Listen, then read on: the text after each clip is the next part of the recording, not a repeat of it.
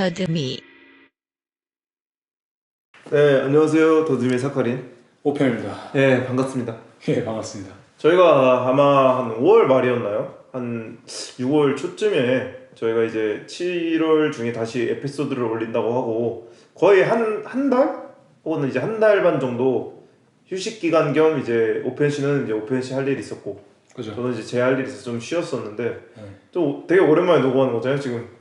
원래 여름이 좀 바쁜 시기라서 학기 말에 좀 바빠가지고 또 이건 특별히 뭐가 있었어요, 또? 네, 도저히 이제 할 짬이 안 나가지고 이거는 좀 스킵을 했는데 그래서 사실 이번도 에피소드를 좀 준비해서 해야 되는데 진짜 시간이 안 나가지고 그래도 하기는 해야 된다. 시청자들과의 약속은 지키는 게 또 도덕이니까. 그치. 그래서 그걸 어기지 않고자 좀 간단한 에피소드로 에피소드 아니고 잡담이죠 사실. 예. 간만에 저희가 이렇게 마지막으로 잡담했던 때가 아마 연말정산 때 한번. 근데 그때도 저희가 나름 준비를 했었잖아요. 그죠. 사실 저희가 잡담으로는 처음에 시작했지만 그게 유삼이야기라든지 그죠. 뭐 1편 단신이라든지 이런 식으로 나뉘면서 잡담이란 코너가 좀 없어졌었는데 저희 이제 더듬이의 원 시초는 술 잡담이었잖아요. 그죠. 그리고 이제 그거를 오펜 씨가 저한테 제안했던 게 이제 이거를 작가를 소개하는 어떤 구체적인 테마를 가지고 하면서 중간중간에 이런 식으로 하자 했었는데 맞아요.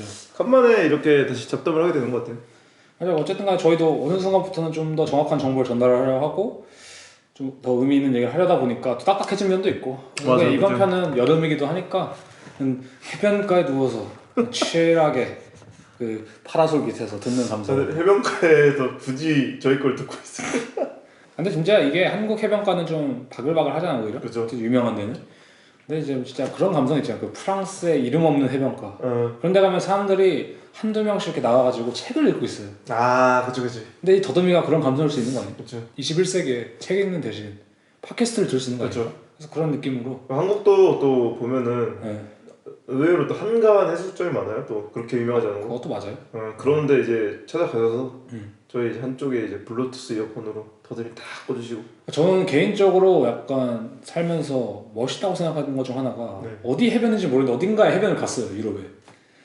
근데 이제 어떤 그 알죠? 뱃살 이제 처진 튀어나온 할아버지가 돗자리 깔고 누워서 책을 읽다가 더웠는지 뭔지 잠시 책을 이렇게 덮어두고 바닷가로 잠시 뛰어들었다가 수영 좀 하다가 다시 돌아와서 앉아서 책을 읽는 느낌이 있네요, 확실히. 그런 좀 감성도 좀 필요하지 않을까 뭐 그런 생각을 해서 이번 편은 사실 232화 편을 좀 준비하려고 했던 주제들이 있긴 한데 사실 그것들을 어떻게 끌고 나가야 될지도 좀 애매하기도 했고 그렇죠. 그래서 잡담 편으로 그냥 간단히 풀자. 그 또 상황이니만큼. 맞아요. 그래서 뭐 이슈들 편을 하는지 뭐 그건 저희가 나중에 좀 알아야, 약간 나중에 좀 준비할 것 같긴 한데. 그죠. 이번 편 그래서 저희가 좀 요즘 최근에 했던 생각 그런 것들을 그냥 간단히 얘기해 보면서 이런 두런두런 얘기를 할 수 있는 자리가 되지 않을까 해서 준비해봤죠. 그래서 뭐 저희 이제 이번 에피소드는 좀 잡담하면서 이런 두런두런 각자의 생각을 이야기하는 시간으로 갖도록 합시다. 여러 가지 얘기를 하는 시간으로 저희는 돌아오도록 하겠습니다.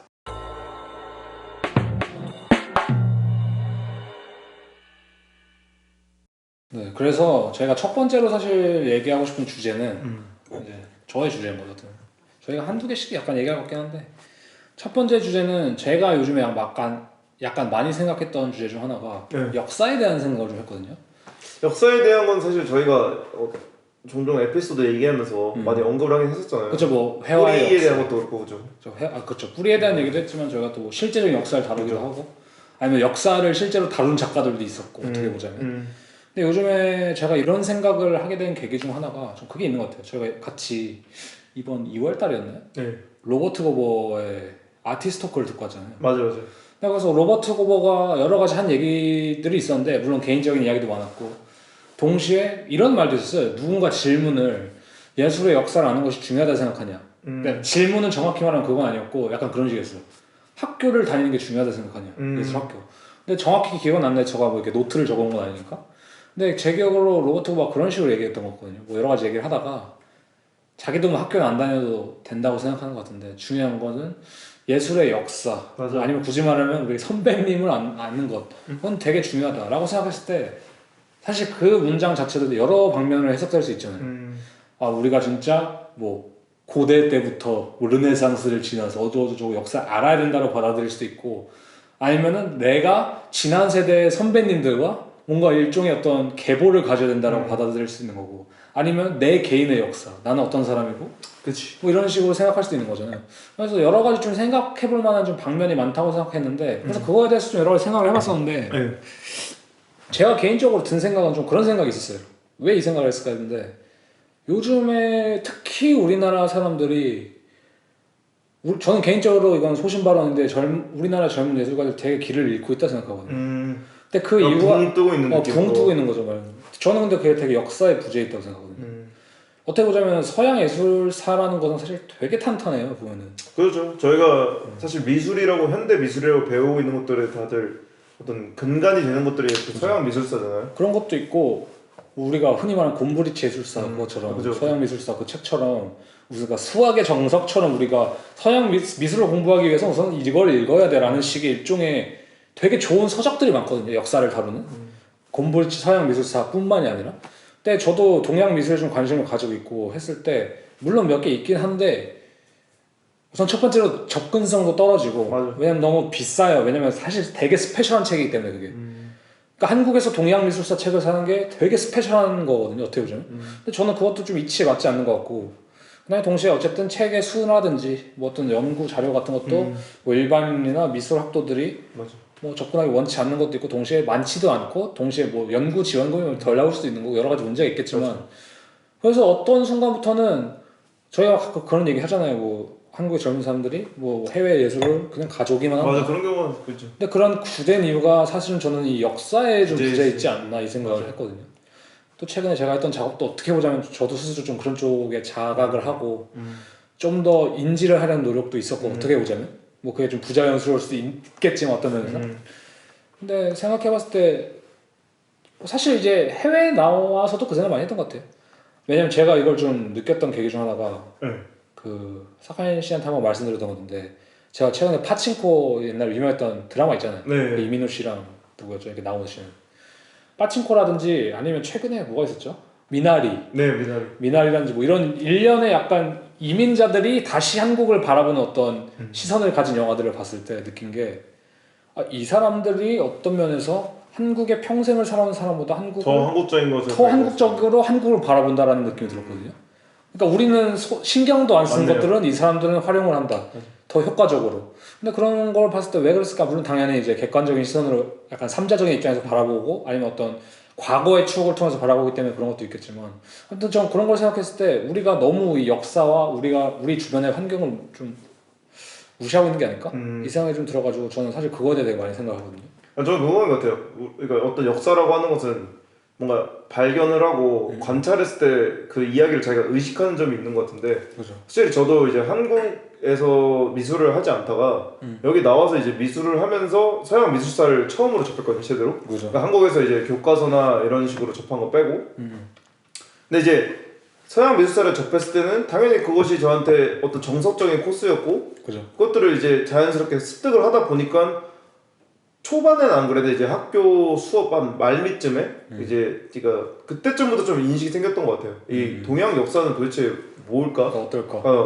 물론 뭐 민화라던가 아니면 제가 좀 그래도 좋아했던 장르 책가도라는 장르라던가 뭐 기타 여러 가지가 있고 뭐 탈춤, 뭐 무형문화재 이런 것들도 있지만 저는 사실 어떤 그런 전통적인 측면은 저한테서 아직은 좀 거리감이 있는. 근데 저는 제가 좀 더 부재를 느꼈던 부분은 그런 조선이라던가 그 전통 문화라고 하죠. 그 사이와 현대 사이에 없는 느낌 아세요? 아, 저도 정확히 그 부분이 참 찾기 어렵더라고요. 그러니까 여기 독일어로 말하자면은 뭐 예술의 역사를 쳤을 때 뭐 게시시테 데어 쿤스트 이렇게 말할 수 있잖아요. 근데 독일애한테 가서 뭐 게시시테 데어 쿤스트라고 말하면은 언제를 말하는 건데라고 말할 수 있거든요. 그지. 뭐 리스토를 말하는 거야? 아니면은 뭐 저기 뭐 옛날에 뭐 그러니까 피카소를 말하는 거야? 그 전은 훨씬 이전에 누군가를 말하는 거야라고 말했을 정도로 스펙트럼이 있고, 그죠. 연구의 약간 그 질들이나 자료도 되게 방대하잖아요.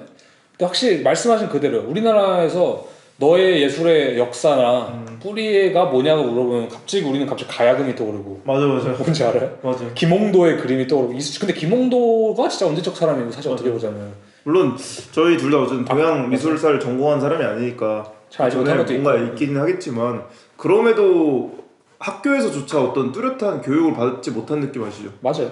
오히려 시적이라고 시나 소설 쪽의 문학 쪽에서는 맞아. 그런 공급이 이루어졌던 것 같은데. 그러니까 물론 우리나라가 중간에 이제 식민 지배를 당하기도 했고 아픈 역사라는 게 있지만 그래도 근현대라든지 뭐 현대라든지 아니면 좀 그 시절 자체도 식민지를 경험하던 그 시절 자체에 대한 더 언급도 많아야 되는 거고 어떻게 보자면 사실 뭐 독일에 때 가서 그 히틀러가 연 전시 이름이 뭐였죠? 그 탈락 예술이었나 뭐였죠 이게?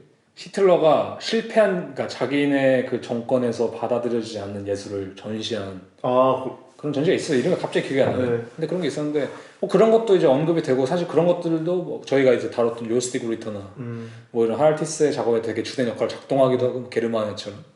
근데 그런 거 봤을 때 우리나라 젊은 사람들이 읽고 아니면 재밌게라도 보고 배울 수 있는 자료도 많이 부족한 것 같고 제 생각에는 그 다음에 그것을 보여주는 방식이 예를 들자면 뭐 박서보 작가라든지 우리가 최근에 어떻게 보면 근현대에 되게 유명한 그 거장들이 있잖아요. 뭐 그죠. 김창렬 작가라던가. 그죠, 뭐 윤영근 작가라든지 그죠. 뭐 여러 작가의 풀이 있을 텐데 사실 그 이전에는 거의 저희가 잘 알지 못하는 수준이라고 생각하거든요. 근데 예를 들면 저희가 옛날에 미셸 마이르스 얘기했을 때도 네. 뭐 그 작업 있잖아요. Fuck Porky, 맞아. 뭐 Fuck Warhol. 근데 그 감성이 사실은 어떤 면은 부러운 거죠. 욕할 누군가가 있다는 게. 저는 약간 그게 뭔 느낌이었냐면 어떤 이제 나루토에서 예토전생 시키는 것 마냥 역사를 소환하는 느낌이 들어서 참 부러웠어요. 맞아. 한국에서도 누군가 만약에 그죠. 딸, 박수호 막 이런 식으로 작업을 했다라면 혹은 뭔가 그런 식으로 과감하게 더 할 수 있는 그죠. 물이 깊다면 혹은 넓다면 더 재미있는 상황이 벌어질 것 같은데 아무래도 좀 그게 좀 부재한 게 있지 않나라는 생각이 들죠. 그러니까 정말 슬픈 게 뭐냐면은 저희 나라에 그런 노래 있잖아요. 그 한국을 빛낸 100명의 위인들처럼 그런 노래도 있고 힙합 쪽으로 가면 뭐 블랙넛의 100이라는 노래가 있잖아요. 근데 당장 저한테 와서 동양 미술하는 사람으로 100을 블랙넛의 100이든 세상을 빛낸 100명의 진짜. 화가를 만들라고 했을 때 전 서양 미술사는 그냥 쉽게 만들 수 있을 거거든요. 그러니까 나름 쓰다 보면 될 것 같은데. 그래서 동양 미술사는 그걸 만들 수 없다는 게 되게 슬픈 것 같아요 저는. 그래서 근데 저희나 아니면 대중들에게 제공되는 전시의 질도 사실은 너무나도 상업적이거나 너무나도 포멀하거나 어떤 실험적인 연구가 이루어진다는 느낌보다는 예를 들자면 독일이나 미국에서는 뭐 잭슨 폴록이랑 갓 졸업한 학생이랑 같이 단체전을 할 수도 있어요. 물론 잭슨 폴록은 지금 죽었지만 그 작업과 함께 병치되면서. 근데 우리나라에 그게 가능할까? 맞아. 우리나라에 당연히 서열이랑 어떤 권력 구조가 서열 구조가 당연히 그 하이알키가 당연히 더 빡센 거 맞는데 그럼에도 불구하고 그런 노력들도 더 있어야 될 것 같고 저는 뭐 지금 교수하시는 분들이 누군지 정확히 모르겠지만 다는 모르죠 저도. 근데 그 사람들이랑 학생들이라든지 같이 이렇게 호응할 수 있는 아니면 젊은 예술가들이 좀 더 호응할 수 있다든지 아니면 진짜 동등한 작가 대 작가로서 이게 이야기를 주고받을 수 있는 환경이 실제로 있는지. 맞아요. 그러니까 좀 힘들겠죠, 그지? 맞아, 아까 퍽폴키 한 것처럼 내가 뭐 씨발 윤영석이 감히 소환할 수 있나, 그죠? 이중섭이 족같은 새끼라고 말할 수 있는지. 근데 충분히 그거는 가능한 거거든요. 예술가적인, 그러니까 물론 당연히 그 사람 인격모독 하자는 게 아니라 어떤 예술가적인 스탠스에서 맥락적인 면에서 그죠, 맥락적인 면에서 충분히 나올 수 있는 말인데 너무 이제 그런 것도 많이 없는 것 같고 너무 우상화되어 있다고도 좀 생각이 드는데. 맞아요. 그래서 근데 저는 또 이 역사를 다른 식으로 해석하는 거는 진짜 그런 역사도 존재하죠. 우리가 말한 예술적인 역사도 존재하고 시간 라인, 어떤 타임라인에 의한 역사도 존재하는데 저는 역사라는 것은 되게 환경이라고 생각하거든요. 그러니까 예를 들자면 저는 그게 중요한 것 같아요. 어느 시점부터 사회가 어떤 기본적인 환경을 완전히 무시해버리는 게 일종의 힙하다라는 풍토가 깔린 거거든요. 그러니까 뭐 단적인 예시로 어떤 페미니즘 운동에 있어서 저도 찬성하는 부분이 있고 반대하는 부분인데 반대하는 부분은 전 그런 거 있어요. 가부장제가 존재했기 때문에 그 당시에 남자들은 나쁜 사람이다 라는 부분은 저는 충분히 반대하고 싶거든요. 왜냐면 물론 뭐 당연히 실제로 마초적이고 나쁜 남자들도 있었을 거고 당연히 그럼에도 불구하고 그건 일종의 우리나라의 어쨌든 토착된 문화이고 어쨌든 생존하기 위해서 그렇게 발전을 해온 거예요. 어떻게 보자면 뭐 생물학적인 문화적인 관점에서 봤을 때 제가 생각할 때는 예를 들면 청나라라든지 옛날부터 우리나라는 위에 거대 사실 그렇죠. 엠파이어들이 있었던 나라인데 그럼에도 불구하고 우리는 사실 제대로 한 번도 흡수된 적이 없어요. 근데 그 이유가 뭘까를 생각해 봤을 때 우리나라 사람들은 이 처세술에 대단히 능했던 것 같다라는 분석, 외국 학자가 한 분석이 있었거든요. 실제로 어떤 사신을 보내는 타이밍이라든지 사신을 보내서 그 나라의 이제 분위기를 파악하고 그다음 그거에 맞춰서 어떤 예를 들면 뭐 조공을 바친다거나 구피대에 속하진 않는 구피대에 속하지 않은 그런 일종의 풍토가 있었던 것도 봤을 때 근데 지금 와서 생각했을 때 왜 우리가 굽혀야 되지? 라고만 생각할 수는 없는 거잖아요. 어떻게 보자면. 그러니까 물론 저가 뭐 중국은 대국이고 우리나라는 소국이고를 말하는 건 아니고 어쨌든 간에 그 닥쳐진 현실 자체를 너무 무시하는 경향이 있지 않나? 근데 그건 전 역사도 비슷하다고 생각하는 것 같아요. 닥쳐진 현실 지금 우리 인터넷 하고 있고 지금 우리는 뭐 유튜브 세대고 라고 했을 때 과연 근데 우리나라의 뿌리가 아무런 영향이 없을까? 근데 당연히 영향이 있거든요. 그죠. 근데 그런 것들이 무시하는 풍토가 깔리기 시작하면서 진짜 근본 없어짐이 생기는 거고, 그러니까 철저한 근본 없어짐이 생기는 거고, 그냥 거기서 허공에 완전 붕 떠버리는 작업들이 되게 많이 나온 거라고 생각해요. 그러니까 저는 이제 어떤 점에 저희 사실 이 특징이 제 생각에 소위 말하는 포스트 모더니즘 특징인 것 같기도 하거든요. 또 서사의 박살이라고도 얘기를 하는데, 근데 그것도 제가 느낀 어떤 두 분류가 나눠지는 것 같아요. 정말 박살난 것만 가지고 있는 사람과 박살났음에도 불구하고 그 박살난 역사를 끌고 온 사람이 있는 거거든요. 왜냐면 모든 시대에 뭐 소위 말해서 뭐 아방가르드라던가 뭐 펑크의 정신이 있었잖아요. 박살낸 사람이 있었죠. 기존 체제에 대한 근데 그 박살을 계속해서 답습하는 박살은 있거든요. 근데 그거는 저는 어떤 점에서 서사의 박살인과 동시에 서사의 연장이라고 생각을 하는데 그것의 단면적인 면만 보고 서사 박살 의미 없는 내뱉음 이게 간지네 이러고 이것만 하면은 그건 정말 아무것도 아닌 것 같아요. 간단한 예시로 우리가 요셉 보이스라든지 플럭서스 음식을 생각했을 때 백남준도 그렇고 백남준 씨 부처를 넣고 결국에는 예를 들자면 그 다음에 요셉 보이스도 자신이 이제 2차 대전 때 경험했던 일종의 에피소드를 가지고 작업을 하는 것처럼 꼭 새로운 걸 한다고 해서 뭐 모든 내러티브가 박살나는 건 아니거든요. 그렇죠. 저는 그 다음에 포스트 모던은 내러티브적인 게 아니라 생각해요. 뭐 제가 포스트 모던 100% 이해하는 사람 아니지 누가 100% 이해할지 모르겠지만 저는 포스트 모던 되게 형식적인 움직임이라고 생각하거든요. 그러니까 포스트 모던이 박살내는 건 개인의 서사가 아니라 사실 어떤 형식적인 형식의 박살이라고 좀 생각을 하는데 그런 점을 봤을 때 제가 생각하는 그런 거 있어요. 제가 옛날에 아는 친구랑 좀 얘기했었던 게 예를 들자면 서양인이 뭐 다비드상이든 뭐 옛날에 나오는 천사든 그러니까 옛날 그 중세시대라든지 르네상스 시대 그림에 나온 천사라든지 뭐 어떤 그 되게 서양적인 레퍼런스 가져올 때는 사실은 의문이란 게 없다 생각하거든요 저는. 그 자연스러운 거니까. 뭐 그래 뭐 쓸 수 있지. 뭐 그냥 그런 거 있잖아. 뭐 한국인이 갑자기 한국인이 요리를 해요. 근데 갑자기 고추장을 거기다 넣어. 그럴 수 있지. 한국인 그럴 수 있지. 뭔가 그런 게 있거든요. 뭐 물론 그게 깨져야 되는 세상이냐 아니냐는 모르겠지만, 근데 독일인이 갑자기 뭘 하다가 거기 고추장을 넣으면 물어볼 것 같아요. 왜 넣은 거야? 라는 식으로. 저는 되게 비슷한 맥락이 있다고 생각하거든요. 근데 그래서 저가 이건 보수적이라고 누군가는 생각할 수도 있을 것 같은데, 근데 저는 이거는 사실은 그냥 그러니까 누군가가 그것을 안 물어본다면 모른 척 하는 것일 뿐이지, 저는 이걸 뛰어넘기 위해서라도 질문은 있어야 된다고 생각해요. 그죠? 예를 들자면. 아니 왜냐면 사실 그 질문이 없어서는 말 그대로 진짜 독일인이 고추장을 쓰는 그 사실밖에 없는 건데 눈 가리고 아웅인 거죠. 그 질문을 던졌는데 뭐 그 사람이 뭐 예를 들어서 저희 할아버지가 6.25 때 참전 군인이셨는데 거기서 뭐 장독대를 하나 사왔다 뭐 그런 거에 대한 이제 새로운 또 서사가 발생할 수도 있는 거고 좀 하다못해 그냥 친구가 알려줬는데 난 그게 맛있어서 어디 시장에 가서 사왔다 라고 또 충족이 되는 거니까. 그치. 근데 어떤 면에서 요즘에 그걸 너무 눈 가리고 아웅하면서 그래 뭐 요즘 포스트 모던 시대인데 못 쓸 거 뭐 있어 예를 들어 그런 식으로만 접근하기 시작한다면 그냥 붕 떠 있는 게 그냥 한도 끝도 없었어. 근데 사실은 말이 붕 떠 있는 거지 이걸 되게 어떤 다른 맥락으로 보자면 버블인 거거든요. 그죠. 아무런 기저가 없는 것에 무엇인가 계속 쌓여가는 거니까. 맞아요. 근데 그런 점에서 그래서 저는 약간 역사 좀 얘기를 많이 했던 것 같아요. 그러니까 생각을 많이 했던 것 같아요. 저희가 항상 이제 더듬이 얘기하면서 제가 항상 가장 놀랬던 점이 더듬이 하면서 이제 작가들을 조사를 할 때 이 사람에 대해서 조사를 하다가 이 사람의 인터뷰에 대해서 좀 읽다가 이 사람의 작품에 대해서 혼자 보다가 이렇게 하다 보면 신기한 게 저희가 어쨌든 소개한 작가들 다 서양 작가들이잖아요. 그쵸. 아니면은 포로의 사토로 빼고는 대부분. 그죠. 근데 그런 작가들의 봤을 때 자연스럽게 역사가 끌고 와지는 게 참 저는 내심 부러운 것도 있으면서도 그죠. 얼마나 이 기저가 튼튼해야 이 사람들이 안정적으로 작업할 수 있는 느낌도 있던 것 같아요. 정말 그게 맞죠. 그러니까 이 역사라는 안정성이 없으면은 정말 불안정하게 그래서 붕 떠 있는 상태로 작업할 수밖에 없는데 맞아요. 자신의 뿌리를 가진 상태에서 하니까 편한 느낌도 있던 거죠.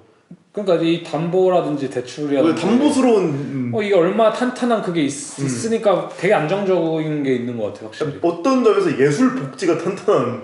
그러니까 만약에 서양인들이 뭔가 담보를 받거나 뭐 대출을 받거나 담보를 하거나 뭐 대출을 받거나 할 때 그 신용 등급이 대단히 좋은 느낌이거든요. 맞아. 그래서 대단히 불안할 게 없는. 근데 지금 한국인들이 가져다 쓰는 레퍼런스 중에는 대단히 위험한 신용 등급의 것들이 많다 생각해. 어떤 면에서 거의 이제 사채업자랑 비슷할 만큼. 근데 그런 면에서는 진짜 위험할 수도 있지 않나 이게? 그러니까 이게 사실 예술적 모기지론이라든지 아니면 그때 옛날에 이제 그 미국 분괴 됐을 때랑 비슷하다고 생각드는 게 이걸 이렇게 대출해줘도 되는 게 맞나? 이걸 이렇게 내줘도 되는 게 맞나? 이거 나중에 어떻게 감당하려고 그러지? 라는 생각이 좀 들기도 해요. 그게 어떤 점에서는 저희가 이시우도 소개하면서 말미했던 이야기잖아요. 그러니까 이시우도의 작업 방식이라던가 그죠. 이 사람이 가지고 있는 에스테틱이 한국에서 무작정적으로 수입되고 그냥 그게 아름답다는 이유로 힙하다는 이유로 확산되면 그거야말로 조금 크리틱한 점이 전혀 없는 아쉬운 반면이지 않을까 그랬잖아요. 그러니까 저도 뭐 제가 편하게 얘기하는 에피소드니까 그냥 간단하게 말을 하겠지만 이름은 언급하지 않겠지만 사실은 대단히 비슷한 작가가 있거든요. 아, 예.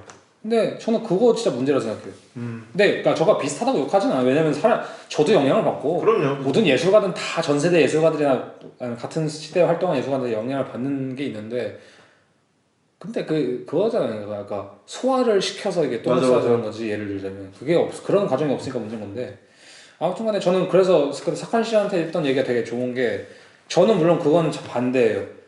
저는 그게 되게 중요하다고 생각해요. 예술의 역사를 공부해야 된다. 어떤 역사에 대해서 인지해야 된다는 그러니까 여러 퍼스펙티브 그러니까 관점이 있는 것 같은데 그 여러 관점이 합쳐졌을 때 완벽한 역사가 나온 것 같아요. 뭐냐면은 자신의 개인적인 뿌리에 대한 역사, 뭐 아니면 민족적인 걸 수도 있고, 뭐 인종적인 걸 수도 있고, 젠더적인 걸 수도 있고, 아니면 자신의 진짜 완전히 사적인 걸 수도 있고 그런 역사와 이 예술의 역사와 이 세계의 역사라든지 아니면 사회 역사가 맞물려서 여러 관점에서 하나의 계보를 완성할 때 되게 좋다고 생각해요. 맞아. 저는 그래서 좋은 작가들은 보면은 그런 것 같아요. 아, 내가 단순히 세상 표현주의에 있어야지. 플럭서스를 좋아하니까 이 사람들 다 봐지. 이게 아니라 되게 다른 작가들 같은데 자신만의 계보로 만들어낸 느낌. 맞아. 그러니까 하늘을 보고 우리가 저 북두칠성이네. 나도 북두칠성파에 들어가야겠다. 이게 아니라 나는 저 별을 이어야겠다. 그죠. 새로운 별을 만드는 그래서 새로운 별자리가 탄생하는 느낌? 제가 지금 갑자기 좋은 예가 생각나는데 만약에 한국에서 동두천에 사시는 분이 미군 부대 근처에 살아요. 그래서 그분이 어떤 힙합적인 걸 하고 혹은 그분이 어떤 회화가 돼요. 그래서 굉장히 미군 부대스러운 걸 그렸다고 쳤을 때 저는 개인적으로 그 사람의 스토리를 듣거나 아니면 그분이 표현하는 방식이 소화가 잘 된다면 엄청 재밌다고 생각을 해요. 왜냐면 한국은 어쨌든 미군 부대라는 그 특성상 영향을 받을 수밖에 없는 것도 있고 그죠. 동시에 그게 미국적이지만 동시에 한국적인 측면도 있고 그거를 영향받은 개인의 역사까지 포함됐을 때 되게 재밌는 예술이 나올 때 생각을 하거든요. 맞아요. 그러니까 어느 지점에서는 중요한 거는 이게 서양적이나 동양적이냐 이 나누는 게 중요한 게 아니라 서로 영향을 받을 수밖에 없는 이 현대 사회에서 어떻게 자기의 개인 역사를 연결해서 이 삼각형의 트라이앵글을 만드느냐 그게 참 중요한 것 같아요. 저가 처음에 로버트 곡을 얘기했잖아요. 그래서 그런 거 봤을 때 그 난로 작업 있잖아요. 아이의 다리가 들어있고 교도소 감옥 같은 창살이 휘어져 있고 그런 거에 대한 이제 그 작업에 대해서 이제 로버트 고버가 설명을 했는데 자신이 이제 게이였던 그런 역사와 그러니까 소수자 역사와 자신의 부모가 크리스찬에서 가지고 있던 어떤 엄격함과 그다음 그것이 자신이 어른이 됐을 때 다시 어린이를 바라볼 때 아니면 다시 어린 시절을 바라볼 때 나오는 그 역사와 그다음 그 미국이란 가정 환경에서 나오는 그 난로라는 벽난로라는 게 사실 그렇게 흔한 건 아니잖아요. 그런 역사와 동시에 그 난로 안에 들어있던 아이 다리의 모형이 자신의 어시스턴트로 일하던 어떤 여성의 그 아들의 다리들이었나요? 그걸 딴 모든 게 합쳐졌을 때 오늘 카타르시스가 있죠. 카타르시스와 자신만의 별자리가 진짜 완성되는 거거든요. 맞아요. 예를 들면 진짜 어떤 게이적인 움직임이라든지 어떤 그런 뭐 퀴어적인 움직임을 했던 그런 어떤 작가의 영향을 받았을 것이고 크리스찬에 관련된 어떤 작품을 하는 그런 작가의 영향도 받았을 것이고 맞아. 동시에 어떤 뭔가 말랑꼴레함을 가지고 있는 그런 작가의 영향도 받았을 것인데 그런 계보도를 자기가 만들고 그거에 솔직하게 반응해가지고 그런 작업을 만드는 게 되게 멋있는 것 같아요. 그 다음에 맞아요. 방금 그 단어가 되게 중요한 것 같은데 진짜 우리가 얼마나 자신과 자신의 역사, 자신의 환경에 솔직할 수 있냐가 전 중요한 것 같아요. 맞아요. 그러니까 뭐 저가 아까 이제 하기 전에 그냥 힙합 얘기 저희가 가끔 하니까 얘기하면서도 말한 게 자신만의 가사를 가지고 있는 사람이 전 좋다고 말을 했잖아요. 네. 저는 그게 되게 비슷한 말 같아요. 자신만의 가사를 뽑아낼 수 있는 거나 자신만의 예술을 뽑아낼 수 있는 거는 자신에게 얼마나 솔직하냐의 문제거든요. 진짜로. 내가 남의 시선을 얼마나 의식하지 않고 정말 내 얘기를 할 수 있느냐. 그 다음 내 얘기라는 것도 그냥 뭐 나 이렇게 살았어가 아니라 그 이상으로 들어가서 그걸 얼마나 형식적인 측면에서 예술적인 측면에서 누구에게 영향을 받고 그걸 또 다시 어떻게 그 예술적인 시각화의 컨텍스트로 돌려낼 수 있느냐가 되게 중요한 것 같은데 맞아. 사실 그런 모든 노력을 다 제쳐놓고 그냥 뭐 지금 이런 게 있으니까 그렇죠. 이게 뽑아내는 건 좀 아쉽지 않죠? 저는 이번에 어쨌든 빈지노 씨 새 앨범 나왔잖아요. 그죠. 인터뷰를 봤는데 되게 인상 깊었던 부분이 자기 초등학교 때 일기 쓰기 귀찮아서 랩을 써서 냈다고 하더라고요.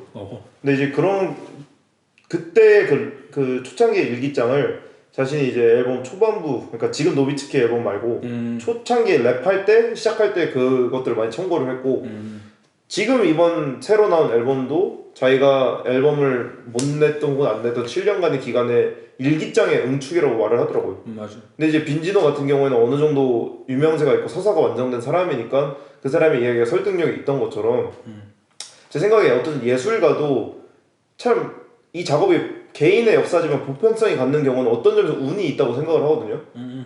첫 번째 조건은 이 사람이 살아온 환경 자체가 엄청 특이하거나 두 번째는 이 사람이 생각하는 개인의 역사가 굉장히 보편성을 가지거나 사회에 있어서 대항적으로 저는 로버트 같은 경우가 그런 점에서 특이하다. 두 부분을 만족시키는 것이 있는 것 같은데 만약에 그 두 명에도 그 두 개에도 속하지 못하는 너무 평범한 사람이다 라고 했을 때 좀 더 어렵지만 자기가 가지고 있는 평범함이 어떤 보편함이 될 수 있을까라는 걸 생각을 했을 때 나올 수 있는 파장도 있을 것 같아요. 맞아. 저는 반은 동의하고 반은 동의하지 않는 게 뭐냐면은 확실히 뭐 특이하면은 좀 더 찾기 쉬울 것 같긴 한데 근데 생각해보면 저희가 뭐 인터넷에서 그런 말 많이 하잖아. 평범한 게 제일 어렵다고. 그치. 평범한 게 제일 어려워요. 맞아요. 근데 저는 모든 개인의 삶은 뭐 누군가 진짜 솔직하게 그걸 대하고 뭐 예술이라 쳤을 때 예술을 한다면은 전 모든 삶은 보편적으로 될 수 있다고요. 왜냐면 우리는 다 사람이기 때문에. 그죠. 다만 그냥 그것을 그러니까 그런 차이는 있죠. 예를 들자면 자신이 보편성으로 가기 위한 정도의 어떤 솔직함을 맞아요. 자신을 대면하는 그 과정을 현실적으로 누리지 못한 사람들이 있죠, 확실히. 맞아요. 뭐 돈이 진짜 없을 수도 있고 아니면 진짜 뭐 여러 가지 환경 때문에 못하는 사람도 있을 텐데 근데 어쨌든 간에 저는 이게 특이하고 아니고의 문제는 보편성으로 가는 상관이 없다. 다만 제 생각에 사카린 씨가 말한 거는 현실적으로 좀 더 가기 쉬운 사람들이 있다. 맞아요. 그 정도 차이일 것 같긴 해요. 근데 저희가 막 그랬잖아요. 일기장 같은 작업을 하지 말라고 막 그랬잖아요. 맞아요. 그런 작업은 되게 자기만에 갇혀있다고 하는데 그 부분이 자기가 가지고 있는 어떤 서사를 보편성으로 뚫어내는 방법인 것 같아요. 그리고 그 부분이 진짜 어려운 것 같아요. 그러니까 일기장에서 성경이 되기까지는 한 끗 차라고 생각해요.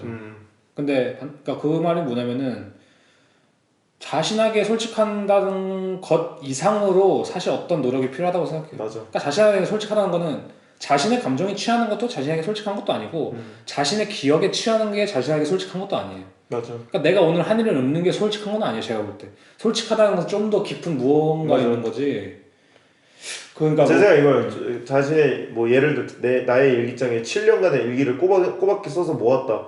그럼 그 이야기 7년간의 이야기 나열하는 것이 보편성을 갖는 게 아니라 그건 아니죠. 거기서 이제 공통 분모를 가지고 있는 어떤 테마에 대해서 그래서 소신발언하면 이제 노비츠키 앨범이 나온 지 얼마 안 됐지만 저는 개인적으로 그 앨범 한마디로 평하면은 딱 중간이에요. 그냥 중간. 그 뜻이 뭐냐면은 잘한 건 아닌데 이거 이하로 앨범 뽑을 거면 안 뽑는 게 맞다. 아 그러니까 모든 전반적 힙합 기본적인 앨범의 형태를 제시한 건 맞아. 맞다. 그러니까 이 정도는 해야 앨범을 내야지. 근데 이게 잘한 건 아니야. 근데 왜냐면은 저희가 처음에 노비츠키라는 제목을 봤을 때 되게 좋아했잖아요. 그래서 기대한 게 있었죠. 일단 모네라는 타이틀로 어떤 노래가 나왔었는데 맞아. 그것도 되게 좋아했었는데 근데 이번에 앨범에 나올 때 봤을 때는 말하신 것처럼 7년간의 일기장인 부분이 있었고 형식적인 측면에서 좀 더 밀어붙였어야 됐고 맞아. 제가 생각했어요. 저는 노비츠키 타이틀은 진짜 좋다고 생각했거든요. 맞아. 근데 오히려 인터뷰를 하면서 그 미스테리한 맞아. 그게 좀 너무 어이없게 풀려서 맞아. 그리고 이제 뭐 모네 같은 곡도 좋았고 맞아. 저는 개인적으로 사운드라든지 이런 프로듀싱 같은 건 좋았는데 그러니까 저희가 그때 말했지만 빈지노 씨가 너무 뭐 부담이었을 수도 있고 아니었을 수도 있고 아니면 그 일상에 대한 진심으로 다가갔겠지만 오히려 그래서 너무 그 내러티브적인 측면과 그쪽은 좀 안일하게 나왔다. 제 생각에 좀 더 밀어붙였어도 됐다. 갑자기 앨범이 갑자기 앨범을 힙합 얘기를 아무튼간에 중요한 것은 그냥 전 역사에 대한 그런 생각을 했다. 그래서 여러분들도 한번 좀 생각해보면 좋을 것 같아요. 물론 역사라는 게 진짜 그냥 딱딱한 의미의 역사일 수도 있고 맞아. 말랑한 의미의 역사일 수도 있고 달콤한 의미의 역사 뭐가 될 수도 있겠지만 근데 한국에서는 그건 되게 중요한 것 같아요. 왜냐면은 이것도 약간 번외이긴 한데 석한 씨도 도록 사시는 거 좋아하잖아요. 그죠 그죠. 근데 우리나라에서 은근히 도록 사기 되게 힘들어요. 맞아요. 이번에도 또 이제 저한테 물어보셨잖아요. 네, 뭐 사이트 어디서 같은 거. 사냐 뭐 이런 것도 물어본 것처럼 뭐 비싸기도 하고 동시에 많이 안 만들기도 하고 그냥 만들어도 그냥 전형적인 좀 포멀한 카탈로그기도 하고. 맞아요. 근데 뭐 저는 개인적으로 제가 여태까지 좀 샀던 도록이라든지 좀 마음에 들었던 도록을 생각해 보면은 작업이 얼마나 잘 보이느냐가 중요하다기보다는 저는 얼마나 그 작업의 분위기를 잘 담아내고 맞아. 그 쪼를 잘 담아내느냐가 중요한 것 같거든요. 근데 사실 우리나라에서 텍스트라든지 전시 서문 같은 거나 뭐 여러 가지 그런 것도 봤을 때 비평문 이런 것도 봤을 때 물론 뭐 역사에 대해서 뭐 누가 이렇게 말했고 뭐 어떤 근데 너무 아쉬운 거는 어떤 객관적인 증명을 너무 중시하죠. 중시하는 것 같은데 사실 전 뭐 그게 있는지도 모르겠어요. 저는 약간 이런 느낌이 들었어요. 아, 이 전시가 열려야 할 만한 정당성을 얻기 위해 분투하는 느낌? 맞아요. 근데 사실 그럴 필요가 없거든요. 전시는 정당성이 없어야 전시잖아요. 아니 그건 똑같은 거죠. 사칸 씨 왜 사세요랑 똑같은 거죠. 그런 거죠. 근데 사칸 씨 왜 사세요 어떻게 객관적으로 증명합니까? 그거랑 비슷한 건데 그래서 그런 부분에 있어서도 더 프리하게 가서 우리나라 역사는 진짜 우리나라가 가지고 놀아야 되는 거 아니야 사실. 예를 들자면 어떤 의미로? 근데 그런 거 봤을 때 더 재밌게 갖고 놀 수 있을 거고 더 재밌게 뭔가 풀어낼 수도 있고 더 뭐 발칙하게 아니면 더 그러니까 근데 발칙하다는 건 동시에 존중을 또 이미 깔고 있다는 거라고 저는 생각하거든요. 우리가 뭐 예를 들면 요스티 그로이터 때 말하는 코미디 뭐 그쵸. 스탠드 코미디처럼 일종의 근데 그런 움직임들이 더 많아져야 하는 생각을 해요. 제가 이번에 요새 굉장히 관심 갖고 있는 작가가 이제 조셉 코넬이라고 하는 미국 작가인데 저는 이 작가가 하는 작업들이 대부분 어떤 조그만 박스 안에 어떤 이제 콜라주를 한다거나 아니면 어떤 괴상한 이제 상황을 연출한다거나 뭐라고 설명하기는 뭐 발레리나 뭐 호텔 뭔가 어떤 여러 공통적인 테마들이 있어요. 근데 저는 사실 이 작가가 굉장히 예술적인 측면에서 이 작품들을 접근한 줄 알았어요 처음에. 그래서 되게 의미가 있다고 생각을 했고 물론 의미가 있죠. 그쵸, 의미는 조셉 코넬 본인이 만들어낸 게 아니라 여러 평론가들한테 해석되는 부분도 있지만 제가 이분 전기를 사서 지금 거의 그래서 4분의 3까지 읽었는데 읽으면서 느낀 게 어떤 점에서 엄청 솔직하다? 근데 엄청 솔직하다는 게 뭐냐면 자기 주위에 있는 것을 볼 줄 아는 맞아요. 그러니까 자기 주위에 있는 것을 보면서 내가 뭐 좋아하는지 선별을 잘 해냈다라는 느낌이 확 들더라고요. 자신이 뭐 좋아하는지 선별을 잘하는 게 자신에 대해 솔직한 거예요. 또 제가 이제 동시에 이제 이번에 그 독일에 있는 쿤스트 포럼 잡지에서 그 큐트니스 귀여움에 대한 그걸 읽었는데 거기서 좀 인상 깊었던 구절이 뭐였냐면 뭐 예를 들면 예전에 뭐 저희가 픽처레스크 얘기했었잖아요. 그죠. 그게 이제 산업화의 반대급부로 시골이나 아니면 전원생활에 대한 동경으로 이렇게 나오는 점이 있었다는데 이번 큐트니스에 대해서 제가 정확히 기간이 좀 헷갈리는데 그 기사에서 약간 발췌된 부분이 우리가 이제 귀여움이라던가 안락함에 대한 이제 이 이끌림이 이 불안감에 대한 반대급부일 수도 있다고 하더라고요. 차가운 어떤 인더스트리에 대한 인더스트리가 어떤 너무나 이 다양성에 대해서 그냥 내 주위에 있는 것에 있을 때 가장 안락함을 느낀과 동시에 이것들이 가장 사랑할 수 있는 어떤 존재가 될 수 있는 거죠. 그래서 이제 조셉 코넬도 그렇고 뭐 다른 작가 뭐 마가렛 월튼이라는 작가라던가 뭐 여러 작가들을 요즘에 제가 관심 가지고 있는 작가들을 좀 보면서 느낀 게 내가 사랑할 수 있는 대상이 절대 멀리 있는 게 아니었구나. 그렇죠. 어떤 대단한 이상이라던가 이론이 있는 게 아니라 그냥 당장 눈앞에 있는 화이트 와인이 될 수도 있고 뭔가 가까운 재료가 될 수 있는데 이것들을 내가 잘 모아놓고 작업만 제대로 진행을 한다면 이것들이 어떤 보편성을 가질 수 있겠구나라는 생각이 들더라고요. 저도 동의해요. 그래서 저는 예전에도 원래 좋아했던 장르지만 정물화라고 했을 때 사실 미술에서 가장 지루한 장르가 될 수도 있거든요. 왜냐면 가장 말하지 않는 것 같아서. 그죠. 근데 이 장르를 반대로 해석했을 때 어쩌면 가장 가까우면서도 가장 보편성이 있는 장르가 아닐까라는 생각이 들더라고요. 그러니까 석한 씨의 말을 좀 다르게 말하는 거죠. 가장 지루하기 때문에 가장 내가 좋아하는 것만으로 꾸밀 수 있는. 그러니까 예를 들자면 뭐 가장 일상적인 사물들을 꾸며 있는 정물학가 그 장르이기 때문에 거기 들어가 있는 건 가장 내가 좋아하는 걸로 꾸밀 수 있는 거예요. 어떻게 보자면. 근데 예를 들자면 내가 뭐 뱀파이어를 그리는 사람이면 솔직히 말하면 그건 한계가 있잖아요. 내가 좋아하는 걸로만 하기 예를 들면 뭐 그런 차이도 있는 것 같고. 그래서 로버트 코어도 비슷한 말을 했었던 것 같아요. 그러니까 그 인터뷰에서 저희가 갔을 때 아티스트 토크에서 한 건 아니고 인터뷰에서 그랬잖아요. 보통 사람들이 나에게 누구에게 영감을 많이 받는지 물어보지만 이거 연말정산 때 얘기했었던 것 같은데 나는 내가 받는 건 뭐 피카소가 사람이 아니라 그냥 내가 5번가에서 스치다 어깨를 날린 그 남자라든지 맞아요. 죽었던 내 강아지라든지 진짜 내 주위에 있던 어떤 아니면 창문에서 나 훔쳐오던 어떤 사람이었다든지 뭐 그런 식의 걸 봤다 했을 때 참 근데 이게 전 참 애매한 게 뭐냐면은 근데 이게 또 일상으로만 하면은 그러니까 오해의 소지가 좀 있어요. 그러니까 뭔지 알아요? 그러니까 개인의 감정을 어디까지 이걸 객관적으로 판단할 수 있느냐가 전 잘 그러니까 중이 제 머리 못 깎는다고. 솔직히 그래. 내가 좋아하는 걸로 생각했을 때 내가 좋아하는 것에 솔직히 하면 진짜 남의 시선이 안 들어가 있는 걸 내가 어떻게 확신할 수 있지? 라고 말할 수 있는 거죠. 그리고 여기서 어떤 점에서 개인의 역량도 갈리는 게 있는 것 같은 게 그죠? 이거를 가져와서 어떻게 풀어내냐가 사실 미술의 시작이거든요. 맞아요. 그게 이제 어떤 정치적인 문제가 될 수도 있고 아니면 정말 에스테틱적인 문제가 될 수도 있겠지만 이걸 잘 풀어내는 거는 말로 이제 더 이상 설명이 안 되는 예술 작가의 개인의 역량인 것 같아요. 저는 저희 막 그때 로버트 보고 다시 얘기를 하지만 그 아티스트 토크 때 뭐 예를 들면 성모 마리아 상의 그 뭐라 그러죠? 새 파이프 뚫리는 거 있잖아요. 저는 이거 이제 이 비하인드 얘기를 들었을 때 와 이거를 그렇다고 이렇게 이걸 연결해? 라는 생각이 들었거든요. 근데 무슨 얘기죠? 그때 이제 마을에 자기 마을 뒤편에 그 큰 수로가 하나 있었는데 그 수로를 뚫고 있는 파이프를 봤었다고 했잖아요. 맞아요. 근데 이거를 어떤 종교적인 도상의 상징인 성모 마리아에 한번 뚫고 싶었다. 근데 이게 사실 종교의 특성과 자신의 개인적 마을 혹은 경험이 합쳐졌을 때 오는 그 괴상한 보편성이 있잖아요. 맞아요. 근데 그거를 이제 저는 로버트 고버가 감이 정말 좋은 사람이라고 생각을 하거든요. 감이 좋아야죠. 네. 근데 왜냐면 모든 사람들이 어쨌든 생각하는 일상에 대한 사랑은 있을 거예요.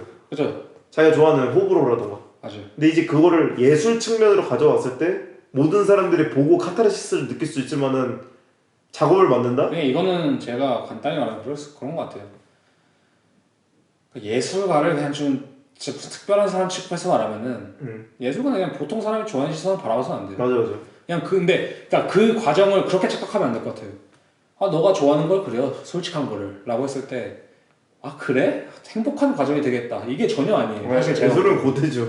그 과정은 사실 어떤 것보다 힘든 과정이에요. 이렇게 바라볼 수 있는 거죠. 내가 눈 이식 수술을 받은 사람인데 그 눈에서 내 피가 정확히 잘 80% 이상 통하지 않는 그 핏줄만 일일이 골라서 잘라내는 작업이 있거든요. 제가 볼 때는. 그러니까 이렇게 말씀하세요. 자기의 취향에서 좀 이렇게 잘라내고 어떤 보편성을 획득할 수 있는. 그러니까 대단히 자신한테 냉정해야 되고 객관적이어야 되는 작업이기 때문에 그게 되게 쉽지가 않은 작업이에요. 그래서 어떻게 보면 역사 공부하는 데 좀 더 도움이 될 수 있는 거고. 왜냐면은 사실 설레에 있던 그러니까 설레들이 제가 봤을 때 그거잖아요. 아 이 사람은 이렇게 취해 있었지만 이렇게 잘라낸 부분이 있구나. 그죠. 이렇게 엄청난 취향이 있었지만 이런 식으로 표현을 하는구나. 맞아. 그렇게 해서 사실 어떤 점에서 좀 저희가 호르의 사토루 때랑 좀 이해가 다른 부분이 있으니까 제일 잘하는 사람들이 제일 크게 남는 것도 있는 거예요. 어느 정도. 물론 마케팅도 뭐 여러 가지 다 합쳐진 결과물이긴 하지만 근데 이제 그런 사람들을 머릿속에 알고 작업할 때 그냥 알고 있으면 좋은 거죠. 확실히 무의식으로 두고 맞아요. 막 그 티피시한 말 아시죠? 그 뭐였지? 범인은 뭐하고 천재는 훔친다였나? 아 뭐 그런 거 있는데. 그 사실 근데 그 훔친다는 소리가 그 이야기인 것 같아. 맞아 그 역사에서 훔친다. 역사에서 훔치는 거죠. 내가 공감할 수 있는, 내가 정말 차용할 수 있는 그런 부분들을 자기화시키는 것. 맞아요. 그게 이제 좋은 포인트네요. 동료 작가들이 보면 되게 얄미울 거예요. 맞아. 와 이걸 이렇게 가져와? 근데 그거를 이제 잘했을 때 이게 얘 거가 되는 거지. 맞아요. 그리고 이 자기 거가 된 걸 다음 세대 또 누군가가 영향을 받아 할 수 있고. 그리고 이 훔친다는 거에 대해서도 진짜 우리나라의 문화 발전이 사실 좀 훔침의 역사를 생각하거든요. 일종의. 그러니까 물론 뭐 그래서 잘된 우리 예를 들면 고려청자라든지 우리나라 도자기 같은 경우는 비록 중국에서 그게 시작했지만 우리나라는 그 수준을 뛰어넘어서 진짜 자신만의 고유한 장르를 만든 것처럼 물론 그런 게 좋은 식으로 발현되기도 하지만 요즘 시대의 저희 나라의 예술은 어쨌든 80% 이상 제가 볼 때 훔침으로 시작됐다 생각해요. 저는 되게 어떤 실망한 전시를 하나 봤거든요. 물론 실제로 실제로 보진 못했지만 너무 아쉬웠던 게 그분 작업을 보면서 와 이거는 아예 한국 사람 게 아닌 것 같다라는 생각이 들 정도로 뭐라고 하죠? 그러니까 그냥 이걸 차용해서 자기 거화 시키는 느낌이 아니라 그러니까 무슨 저는 근데 그럴 것 같아요. 확실히 포스트 담론, 그러니까 포스트 모던이라든지 뭐 여러 가지 담론들이 많잖아요. 요즘 뭐 그래 요즘 글로벌 시대에 뭐 한국인이 어디 있고 뭐 중국인이 어디 있고 미국인이 어디 있고 뭐 독일인이 어디 있어라고 할 수 있는데 제가 냉정하게 말해서 저는 카타리나 그로스 예를 들면 카타리나 그로스의 작업 보면 진짜 독일인 같고 뭐 안네모프 봐도 독일인 같고 피에르 위거 봐도 진짜 프랑스인 작업 같고 어떻게 보자면 뭐 결론적으로 제가 뭐 알기 때문에 그럴 수도 있고 모르겠지만 로버트 코보도 이것보다 미국적일 수 있을까? 이런 생각도 뭐 그렇지. 예를 들자면 에드루시아라든지 뭐 여러 가지 예시 많잖아요. 앤디 월도 그렇고. 근데 그런 거 봤을 때 과연 이게 진짜 없어질 수 있는 성질이란 걸까? 그러니까 왜냐면 솔직히 까놓고 인류의 모든 문명과 아니면 인종 발전 자체가 어떤 지역의 기후라든지 환경 모든 것에 그렇죠. 입각해서 발달을 하는 건데 우리가 그걸 무시할 수가 있는 건가? 예를 들자면, 그러니까 어느 정도 그런 거 당연히 그렇다고 해서 너 한국적인 작업만 해라고 하는 것도 문제죠. 근데 그렇다고 해서 우리가 그것을 진짜 잊어버릴 수 있을까라는 생각이 들어요. 그러니까 예를 들면은 당연히 스웨덴 살면은 뭐 겨울 같은 때 해가 안 뜨고 그런데 과연 사계절 똑같이 지내는 우리나라랑 똑같은 작업을 할 수가 있을까? 전 절대 안 된다고 보거든요. 그러니까 물론 한국에서 태어난 사람이 스웨덴 가서 살면 좀 더 스웨덴적인 작업이 나오겠죠, 당연히. 그럼에도 불구하고 그건 좀 다르다고 봐요. 맞아. 인정할 건 또 인정해야 되는 부분도 있는 것 같고. 그러니까 제가 아쉬운 건 결국 종합적으로 봤을 때 그건 것 같아요. 개성의 부재. 그러니까 작업이 개성이 없으면은, 그러니까 어떤 점에서는 그 차용의 문제 이상의 개성의 문제인 것 같아요. 그 개성의 이 사람께 만나라는 생각 드는 순간 아쉬운 거죠. 저는 그 개성의 문제가 사실은 우리나라로 치자면 그런 것 같아요. 거대 기관이 제공하는 대단히 좁은 스펙트럼의 전시라든지 역사관이거든요. 제가 생각했을 때는. 예를 들면 우리가 특정 기관에 가서 전시 보는데 사실 한국에 그게 몇 개 안 돼요. 우리가 전시를 보거나 아니면 어떤 것을 접하는 그 채널이 그걸 똑같이 보고 똑같이 서울에 살고 있는데 뭐 이렇게 다른 생각을 했을까 저는 모르겠어요. 그것도 그렇죠. 어느 정도 비슷한 학창 시절을 보냈을 거고 맞아. 뭐 가정사라는 것도 어느 정도 비슷한 것 부분도 있고 다양한 채널이 좀 부재한 면도 있죠. 맞아요. 근데 사실 그러니까 톨스토이에 그런 말 있잖아요. 톨스토이였나요? 도스토옙스키는 그런 말 있죠. 행복한 가정은 다 비슷하지만 슬픈 가정은 다 기본 사연이 있다. 근데 오히려 저는 요즘에는 되게 반대인 것 같아요. 오히려 반대라기보다도 그냥 그게 없어진 것 같아요. 행복한 가정이든 슬픈 가정이든 의외로 다 비슷한 스토리다. 맞아. 제가 볼 때는. 맞아. 이게 어떤 도시화 아니면 완전히 센트럴화된 중심화된 그거의 문제일 수도 있는 거겠죠. 그런 점에서 봤을 때 저는 그래서 다른 환경을 찾아 떠나는 거나 아니면 다른 그러니까 자신만의 역사를 찾아 떠나는 용기도 더 필요한 시기인 거고 그게 더 오히려 의미 있을 시기라고 봐요. 그게 오히려 요새 좀 막 여행 유튜버들 요새는 아니죠. 2020 코로나 때부터긴 했는데 그분들 갑자기 뜬 이유가 그런 거지 않을까요? 어쨌든 어떤 새로운 경험에 대한 욕구? 근데 그런 걸 수 있지 않을까라는 근데 생각이 우리나라의 힘을 아시잖아요. 여행과 모든 일탈을 또 완전히 유니폼화 시켜버리는. 여행을 가도 어디를 가서 뭘 같이 하고 어디 뭐 그치, 집에 나가면 또 거기 가고 그치. 여행 가서도 솔직히 말하면 고유한 경험은 별로 없을 거예요. 제가 봤을 때. 맞아. 아무튼간에 그래서 제가 뭐 그냥 뭐가 있는 듯이 그러니까 말씀드리자면은 역사에 대한 제 여러 가지 방면을 생각해보는 거 되게 중요할 것 같고 맞아.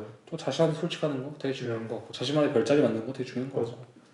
이번에 오페시 어쨌든 큰 전시를 한번 하셨잖아요. 뭐 개인적으로 어떤 점 느끼신 게 있어요? 저는 제가 개인적으로 느낀 점은 뭐 당연히 저의 실력 부족일 수도 있고 아니면 그러니까 실력 좋든 안 좋든 간에 진심이 들어가면 좋아할 사람은 좋아하고 안 좋아할 사람은 안 좋아하고 그 다음에 어떤 시점에 가면 또 보편성으로 이루어질 수도 있을 것 같고 그러니까 제가 요번에 전시를 하면서 그건 노력을 많이 했거든요. 최대한 남의 시선을 의식하지 않으려고. 근데 남의 시선을 의식하지 않는다는 게 뭐 이 작업 보여줘서 이거 어때가 아니라 그냥 내 머릿속에 드는 생각 있잖아요. 무언가에 대한 판단을 내릴 때 되게 하나하나 되게 다 검토해보려고 노력을 했어요 제가. 본인 판단으로. 그러니까 이게 진짜 내가 원하는 것일까 아니면은 네. 뭐 내가 이걸 어디서 본 건 아닐까? 봤기 때문에 무의식적으로 그런 건 아닐까? 아니면은 그냥 진짜 나도 모르게 어느 순간에 이거 하면 더 쿨해 보이니까 이걸 하면 더 멋있어 보이니까 이걸 쓰진 않을까? 뭐 여러 가지 되게 그런 생각을 많이 했는데 그냥 말씀드린 이번에 비디오를 했고 저번에는 뭐 설치라든지 뭐 약간 오브젝트를 뭐 스컬처라든지 일종의 그런 것들 했었는데 사실 비디오라는 것은 어떻게 보면 고정된 거잖아요. 그냥 뭐 이 스크린에 틀어지냐 저 스크린에 틀어지냐 그 정도의 차이인 거지 그 안에는 사실 고정돼 있잖아. 그래서 이제 뭐 설치에 대한 아쉬움이 안에 없기 때문인지 모르겠는데 오히려 아니면 진짜 제가 솔직하게 좀 하려고 해서 노력을 했을지 그러니까 그래서인지 모르겠지만 후회는 많이 없는 것 같아요. 오히려 되게 진짜 개운하게 다음 작업으로 넘어갈 수 있는 좀 첫 번째 작업이었다 일종의. 저는 오펜시 이번 전시를 보면서 좀 느꼈던 게 그때 저희 막 그때 술 한번 마시면서 이렇게 얘기했잖아요. 이 뭔가 한 장의 챕터의 느낌이 아니라 다음 막으로 넘어간 느낌. 근데 저도 이제 어쨌든 오펜시가 항상 원하던 그런 인스톨레이션 작업을 오브젝트 작업을 하다가 이번에 필름을 보고 느꼈던 게 이제 새로운 이제 그쪽으로 넘어갈 그 시기가 왔구나라는 생각이 들어서 재밌었던 것 같아요. 그러니까 사실 비디오를 하게 된 여러 가지 이유 중 하나가 그거거든요. 이전 매체를 다뤘을 때는 뭔가 계속 빠져있는 듯한 느낌이 들었어요. 근데 이번에는 좀 더 굳이 말하자면 게잠트 쿤스벽이라고 하죠. 중간 예술적인 맥락으로 접근한 건 있었는데 뭐 그게 저한테 잘 맞았던 거죠, 예를 들자면. 근데 사실 그 과정에 있어서 저는 저한테 되게 중요했던 무엇인가 포기한 거거든요. 어떤 것이? 그게 뭐냐면은 어떤 전시라는 형태라든지 어떤 되게 메타적인 식으로 어떤 체험적 그거는 어떤 공간을 바라보는 맥락 모든 것을 포기하고 난 그냥 스크린 안에서 다른 걸 해야겠다. 스크린 안에서 내가 종합 예술을 해야겠다. 라는 맥락으로 들어간 거거든요. 이전에 어떤 현실과 연결고리를 끊고 싶지 않고 어떤 공간 안에서 머물면서 그것을 뭔가 더 혁신적으로 바꾸고 싶었다면은 이거는 나는 불가능한 것 같다라는 일종의 좀 슬픈 걸 수도 있고 아니면 이제 자기 그냥 캐릭터랑 안 맞는 거죠. 그렇죠. 근데 저는 이제 저는 그걸 저 나름의 저를 솔직하게 대해서 나올 수 있는 결론을 생각해요. 예를 들자면 만약에 제가 일종의 고집을 부렸다면은 뭐 안 했을 수도 있는 거고 뭐 예를 들자면 그렇죠.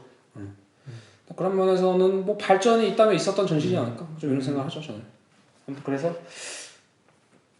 역사에 대한 얘기는 여기까지 하고 또 다음 제가 또 생각하는 주제가 있기 때문에 그걸 한번 돌아온 걸 하죠.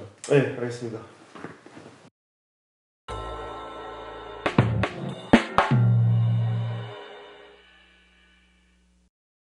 네, 그래서 저희가 이제 뭐 잠시 쉬다 왔는데 뭐 전 방금 전 대화 어떠셨던 것 같아요, 푸씨? 괜찮았던 것 같은데. 저희가 평소에 좀 하는 얘기처럼 편하게 해서. 저희가 어쨌든 둘 다 이제 역사에 이제 관심이 많잖아요. 그렇죠. 뭐 굳이 말하면 그러니까 제가 생각해 저희 둘 다 특징이 그냥 쉽게 말하자면 미술의 엄청난 팬이에요. 그건 맞아요. 그치? 그게 제일 큰 것 같아요. 그러니까 재밌는 게 그거 있어요. 미술 하시는 분들 중에 미술 팬이 아닌 분들 있어요. 뭔 느낌인지 아세요? 뭔 느낌인지 은근히 그러니까 미술 하시는데 미술에 대해 관심보다는 그리는 것 혹은 조형으로 만드는 것에 관심 있는 분이 있어요. 그죠. 근데 저희 둘 다 어느 정도 이제 이렇게 뭐라죠? 정말 학문적인 미술조차도 관심이 많은 사람들이기 때문에 역사도 좀 생각할 수 있었던 것 같아요. 맞아요. 괜찮았던 것 같아요. 저는 그냥 이런 얘기를 좀 편하게 하는 걸 좋아하는 사람이기도 하고. 제가 이제 저 스스로 좀 미술 광팬이다 한번 생각했던 게 이번에 이제 암스테르담을 갔었거든요. 거기 이제 암스테르담 시립미술관 있어요. 거기 이제 도서관이 아니라 서점이 작게 있는데 그거 좀 책이 많은 거예요. 그러다 이제 제가 뭐 여러 가지 생각을 했죠. 누구 작가 참 좋을 텐데 이러면서 이렇게 찾다가 이제 구석탱이에서 뭐 하나 발견했어요. 제가 이제 그 암스테르담 거기 서점에서 그랬거든요. 이랬어요. 근데 그때 느낀 게 혼자 나중에 나 이거 정말 행복했구나. 그죠. 나의 행복이 이런 도록 발견 행복이 있구나. 그래서 그때 거의 15만 원어치를 맞아. 그때 많이 사주셨죠. 많이 저 갑자기 이제 좀 빌 받아서. 저는 약간 그런 모멘트는 약간 그거 같아요. 약간 어디 여행을 가거나 할 때 미술관 같은 미술관만 찾아가 무슨 전시하는지. 뭔지 알죠? 근데 물론 당연히 이제 그런 일종의 우리가 영화를 취재하면 시네필이라고 할 수 있는 분들도 당연히 미술하는 분들 중에도 많으실 것 같은데 그렇죠. 유도바에 살면 장점은 그냥 여러 가지 전시 많이 볼 수 있고 그건 정말 좋은 장점이죠. 그런 장점인데 접근성도 높고. 아무튼간에 그래서 두 번째 주제로 넘어갑시다. 두 번째 주제는 제가 가제를 한번 붙여왔어요. 카니에가 작업실에 틀어놓은 영화와 샘플링으로서의 도를 누르는 것. 도레미 할 때 그 돌을 누르는 것. C키를 누르는 것이라고 할 수 있겠죠. 그러니까 제가 이거를 좀 생각한 게 사카이 씨가 얼마 전에 저희 둘 다 이제 옛날에 카니에 다큐가 넷플릭스 나왔을 때 둘 다 보긴 했는데 이번에 한 번 더 이제 뭐 돈다 유출 다큐멘터리? 돈다 다큐멘터리가 유출됐다고 해서 5분짜리가 그죠?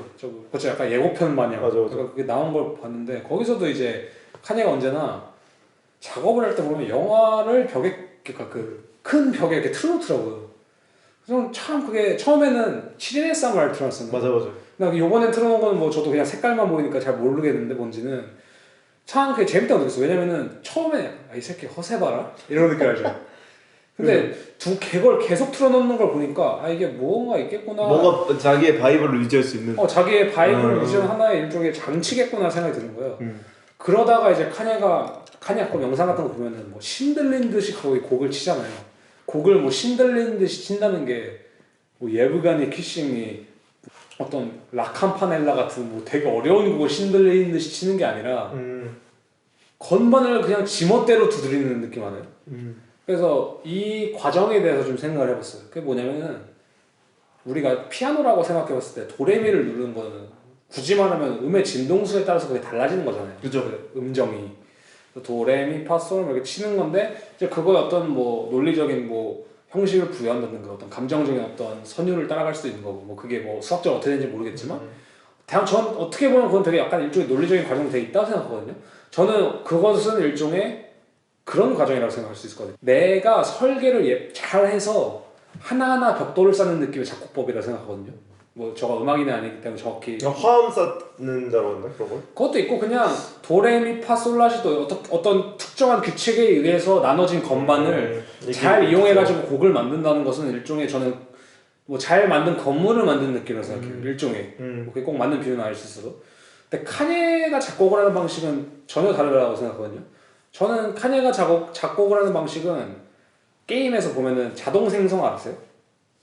예를 들면 처음에 저희가 게임 캐릭터를 고를 때 얼굴을 고르잖아요. 눈썹은 이렇게 네, 외형 정할 때? 네, 근데 그래서 귀찮아서 그냥 자동 생성을 누를 때가 있어요. 그거를 마음에 들 때까지 계속 누르는 느낌인 것 같아요. 그것을 건물에 비유하면 마음에 드는 건물이 나올 때까지 자동 생성을 계속 누르는 느낌. 오, 재밌는 비유다. 네, 저는 그게 어떻게 보면 요즘 시대 시각예술의 분야 한에서는 좀 더 맞는 방법론이라고 생각하거든요. 예를 들어서 그래서 일종의 드레이크라든지 어떤 다른 힙합퍼가 덜 예술가 같다고 느껴지는 거예요. 카니에 비해서. 저는 그 방법론의 차이라고 생각을 해요.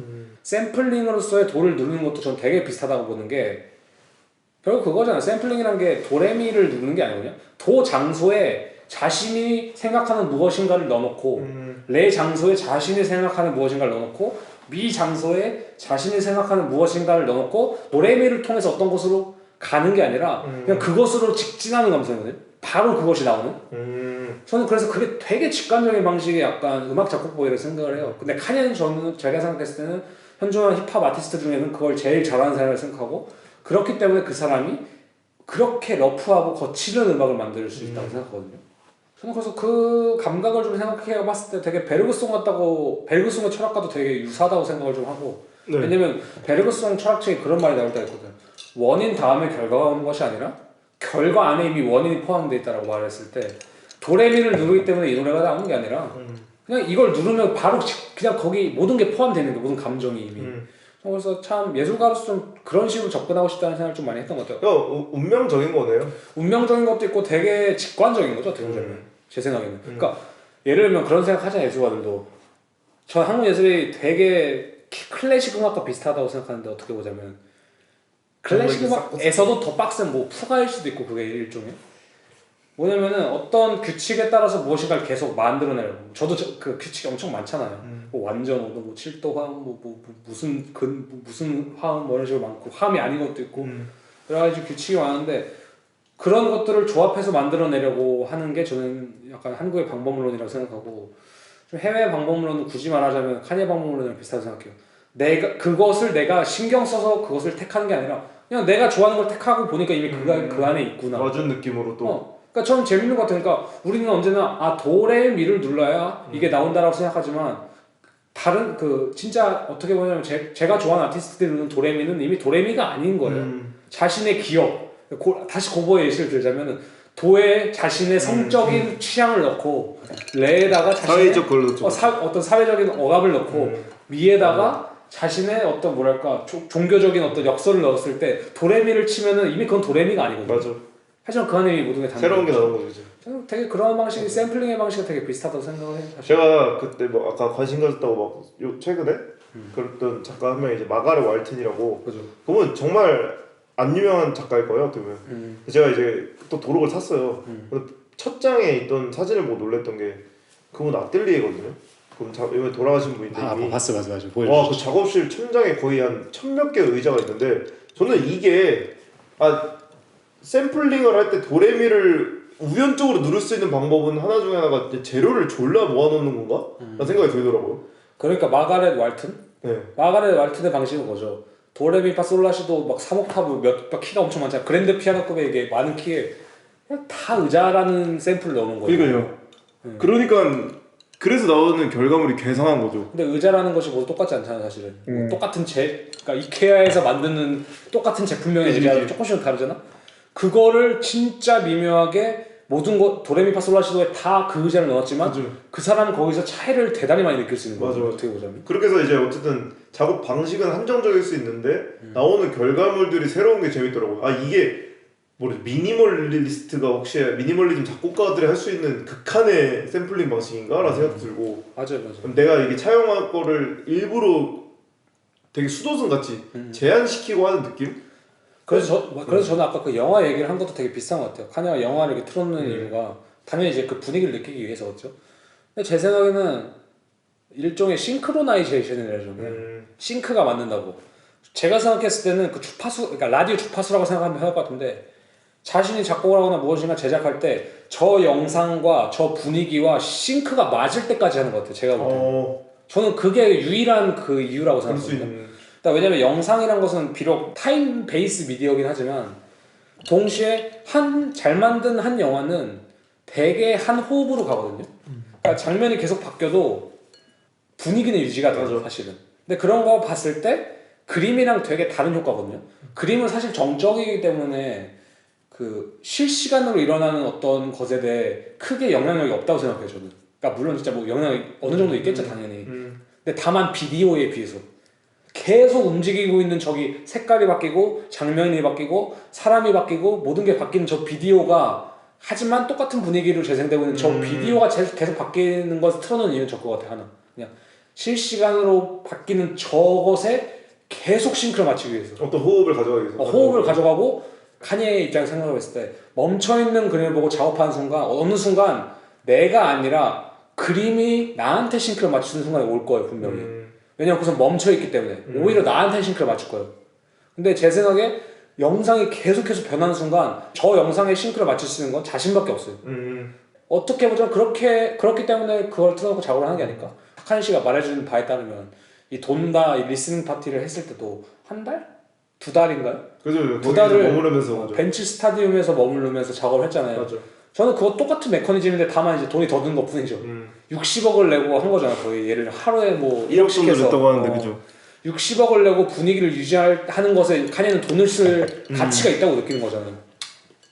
그다음 그 안에서는 계속해서 아티스트들이 왔다 갔다 하고 어떤 릭 루빈이라든지 저희가 한번 언급한 아니면 이제 프로듀서도 있고 플레이보이 카티도 왔다 갔다 하면서 의견을 교환하고 맞아. 자신이 거기서 다른 공간에 가서 운동도 하고 어떨 땐 잠도 자고 전화도 하면서 뭐 거기에 이제 스며들 준비를 했던 것 같아요. 거기에 스며들고 동시에 그러니까 카니는 그 확신이 있었던 것 같아요. 나는 이 벤츠 스타디움 같은 작업을 할 거야. 왜냐면 카니 취향이 그렇거든요. 카니 취향은 대단히 거대한 곳에서 맞아. 어떤 일어나는 되게 그 자극에 되게 얘 만들 때도 관심이 많다고 맞아. 생각하거든요.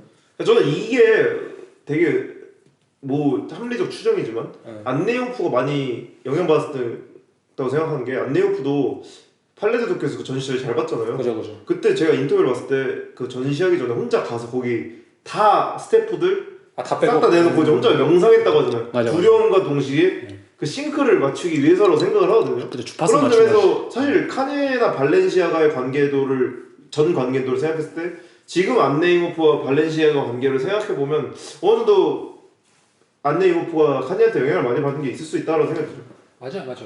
그리고 특히 그 카네 거기 리스닝 파트에서 그 마릴린 맨슨이 가만히 서 있는. 맞아요. 그러니까 마릴린 맨슨의 그러니까 이거는 이제 모르시는 분은 모르니까 설명을 드리자면 돈다 앨범을 카니가 발매했을 때 리스닝 파티라는 걸 열었는데 맞아. 거기가 엄청 큰 스타디움에서 열었잖아요. 근데 거기서 가운데 이제 카니가 옛날에 살던 집을 구현한 맞아. 이제 모형이 있었죠. 집 근데 실제 집 크기죠. 집 크기에 모형이 있는데 이제 거기 발코니 같은 게 있잖아요. 예를 들면 거기 마릴린 맨슨이 뭐 하는 건 진짜 아무것도 없고 그냥 가만히 서 있어요 거기. 저는 어디 기댔다가 뭐 저댔다가 뭐 얘기 뭐 자기네들끼리 좀 하다가 사실 노래 듣고 있던 거겠죠. 근데 제가 생각했을 때 마릴린 맨슨의 목표는 물론 이제 멋있으니까 한 것도 있지만 카니의 라디오를 위한 주파수 아까 그 안테나였다고 생각해요. 맞아. 그러니까 모든 관객을 위한 안테나였다고 생각합니다. 저는 참 그게 멋있는 것 같아요. 카니가 물론 미친놈이고 증폭기 역할을 했을 수도 있고. 맞아요. 정신병자다 이런 얘기도 많지만 분위기란 걸 유지하기 위해서 2달에 60억을 쓸 수 있는 사람이 누가 있을까? 이 생각이 드는 거예요. 그지. 그 저희도 이제 미술 해보면 알지만 미술에서 제일 사실 중요한 게 분위기거든요. 맞아요. 이 사람이 그리는 그림 혹은 이 사람이 만드는 스컬프처, 이 사람이 만드는 미디어 아트, 뭐 이 사람이 만드는 퍼포먼스, 뭐 이런 것들 했을 때 이 사람이 가지고 있는 그 자신만의 분위기가 있는 순간 아티스트로 인정을 받잖아요. 그게 저희가 아까 말한 역사랑도 그치, 그치. 일정 부분 일맥상통하는 거고 사실은. 음. 그래서 저는 카니를 좋아하는데 아무튼간에 그래서 제가 이제 아는 또 친구랑 얘기를 해봤는데 아는 친구가 그러는 거예요. 나는 카니의 음악이 참 로우해서 좋다. 날 것이어서 좋다. 라고 말을 하니까 그 사람이 그런 거. 그게 뭐 날 것이냐? 그냥 근본이 없는 거지. 오. 근데 이제 그분은 좀 더 이제 SM에서 나오는 약간 이제 아이돌 음악 같은 거 있잖아요. 좀 더 탄탄한 일종의 되게 균형이 잘 잡히고. 근데 저가 그 생각을 했어요. 그래서 예술가라는 직업이 참 어떻게 보자면 저 친구가 참 맞는 말을 한 거다. 그러니까 어떻게 보자면 예술이라는 직업은 참 어떻게 보자면 정말 프로페셔널하게 근본 없는 것을 만들어내는 것이 아닐까? 이 생각이 좀 들더라고요. 그래서 어떻게 보자면 그 근본 없는 것을 만들기 위한 노력 되게 중요하다고 생각했고 근본 없음을 그래도 현실이라든지 중요한 맥락에 붙잡아두는 것 다시 보편성으로 이끌 수 있는 것이 역사라고 좀 생각을 해서 맞아. 그 둘의 상호관계가 좀 있다고 생각했어요. 맞아. 그래서 근본이 너무 있으면 사실 재미가 없고 역사마저 없는 근본 없음이 돼버리면 붕 떠버리게 되고 간혹 그런 이제 젊은 작가들 중에 혹은 젊은 이제 힙합 아티스트들 보면 그런 거 있거든. 그 오지 래퍼라고 하잖아요. 오지 래퍼 이름을 인터뷰어가 물어봐요. 그게 누구야? 그죠, 이런 애들 있거든요. 맞아. 그게 누군데? 나 몰라. 나 관심 없어. 맞아, 나 누구 나 뭐 영턱밖에 안 들어 뭐 이런 식으로. 맞아. 근데 이제 그런 극단적인 쪽이 있고 혹은 뭔가 너무 진짜 오지만 그런 서사에만 너무 집중한 사람이 있으면 그죠. 언제나 중도가 좋고 어느 정도 중도가 좋고 어느 정도 밸런스 잡는 게 제일 좋죠. 맞죠. 그래서 저는 참 이거에서 좀 이어서 다른 얘기를 좀 해보자면 그런 얘기를 좀 하고 싶거든요. 외로움이라는 것에 대해 얘기를 하고 싶은데 그런 것 같아요. 이것은 그냥 제가 최근에 좀 느낀 감정 아니면은 좀 생각들인 건데 뭐 이건 아마 제 나이 또래의 작가들 한 30대 정도의 작가들이 많이 느끼는 감정일 것 같은데 그냥 그런 것 같아요. 학업이라든지 뭐 일정 어떤 배우는 시기가 끝나고 그쵸. 어떤 필드에 슬슬 들어갈 때쯤 되고 필드에서 활동을 하거나 할 때 되게 외로움이라는 감정이 좀 중요한 것 같아요. 그러니까 왜냐면 그건 제가 느낀 게 뭐냐면은 옛날에는 저도 이제 더듬이도 하고 있지만 누군가의 예술에 대해서 되게 말하는 것도 좋아하고 내 예술에 대해서 말하는 것도 좋아하고 뭐 여러 가지 보편적인 얘기를 하는 걸 되게 좋아했는데 작업을 하면 할수록 그 생각이 드는 거예요. 내 작업을 책임질 수 있는 사람과 내 작업에 대해서 진정으로 생각할 수 있는 사람이 이 시점부터는 슬슬 나밖에 없겠구나.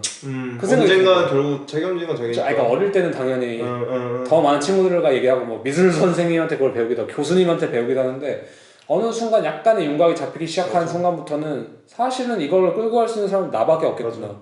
이 돌을 나의 어깨에 짊어지고 갈 사람이 이제는 나밖에 없구나. 그런 의미에서 되게 외로움이거든요. 근데 저는 이 부분이 이제 저희가 어제 얘기했나요, 그죠? 엊그제였던 것 같은데. 그제 오편 씨가 딱 얘기해주면서 되게 공감이 많이 됐어요. 왜냐면 오편 씨 같은 경우 이제 막 끝낼 상황이잖아요. 그죠. 저 같은 경우에는 이미 끝내고 한 1년 만이 됐는데 그죠. 저는 이 단어를 솔직히 모르고 있었어요. 어떤 점에서 모르고 있었냐면 외로움이라는 단어? 네, 근데 돌이켜서 보니까 나 되게 외로웠었네?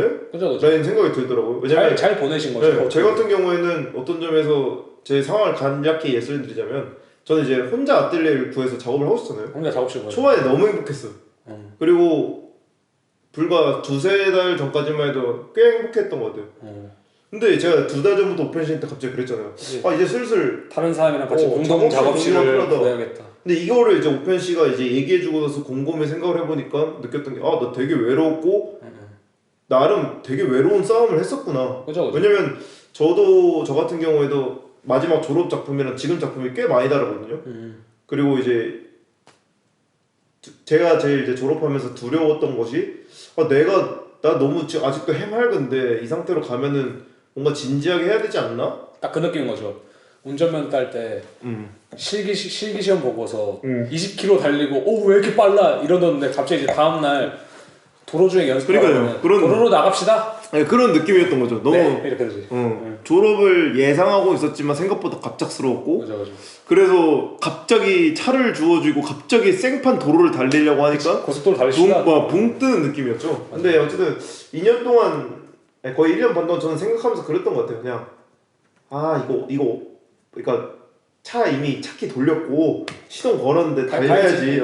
이거 내릴 수는 없잖아요. 내리면 이제 위험한데 뭐 이런 생각이 들었던 것 같아.